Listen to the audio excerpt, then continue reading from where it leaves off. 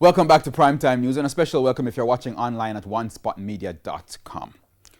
If you lose your job due to the economic fallout associated with COVID-19, you may get $54,000 from the government over 3 months. Finance Minister Dr. Nigel Clark made that and other announcements this afternoon as he closed the budget debate. Now, Andrea Chisholm was monitoring and now joins us in studio. Andrea. Well, Herman, it was a highly anticipated speech from the finance minister as every sector has been grappling with the ripple effects of COVID-19. You will recall that $10 billion has been set aside in a COVID-19 contingency fund, but payments will not be made willy-nilly. It's subject to verification, and so there was this message to Jamaicans. Equivocal message to you is that we care and help is on the way. Finance Minister Dr. Nigel Clark to those who fall on tough times due to COVID-19. Under the Business Employee Support and Transfer of Cash Best Cash program, hotels and other registered businesses in the tourism sector will get $9,000 every 2 weeks for workers who earn less than $1.5 million per year. It will also apply to those who lose their jobs in other industries after March 10 or before June 30. So providing that applications are made before the cutoff point in April, Mr. Speaker, verified applicants will receive $54,000 by the end of June, Mr. Speaker. Those two initiatives will cost the government $5.9 billion. Juta drivers and craft vendors, for example, will also receive a payout. The figure is yet to be decided, but the government will keep in touch with umbrella organizations. From April to June, the Labour Ministry will also get $1.1 billion more to give to persons on the PATH program. Instead of 2 payments, there will be 3 payments at an additional cost of $1.1 billion. Which means the aggregate amount will increase by 50%, Mr. Speaker. And for small businesses, including barbers, hairdressers, and mechanic shops.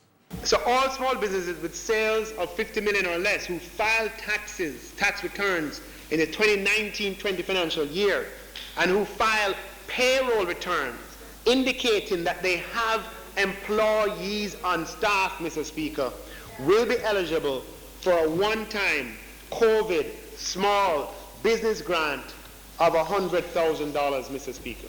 Other allocations include $200 million for small farmers, $150 million to the local government ministry for poor relief programs, and $200 million for the Constituency Development Fund to address COVID-19 related issues. $1.2 billion will also be set aside for businesses in the tourism and related sectors. But audited financials, recovery plan, a projected cash flow statement, and other documents will have to be submitted. Okay, good. Well, Andrew, what about persons who borrow from the Student Loan Bureau, SLB? Will they have to pay late fees? Well, no, they will not. And specifically, the SLB will waive late fees for April, May, and June 2020. The Loan Bureau, very importantly, will defer the repayment of all loans, principal and interest, for 3 months, Mr. Speaker. That is, Mr. Speaker, payments due in April, May, and June do not have to be repaid, but make sure you start back in July. Now, Dr. Clark said the lending agency would not lose any money as a result of the new policy, and the SLB can take care of cash flow problems through their reserves.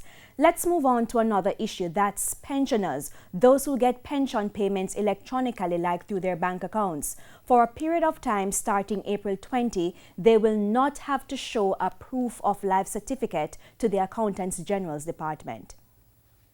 Tax Administration Jamaica will facilitate the issuing of one-off or single-use tax compliance certificates to businesses who may fall into non-compliance over the period to the 30th of June.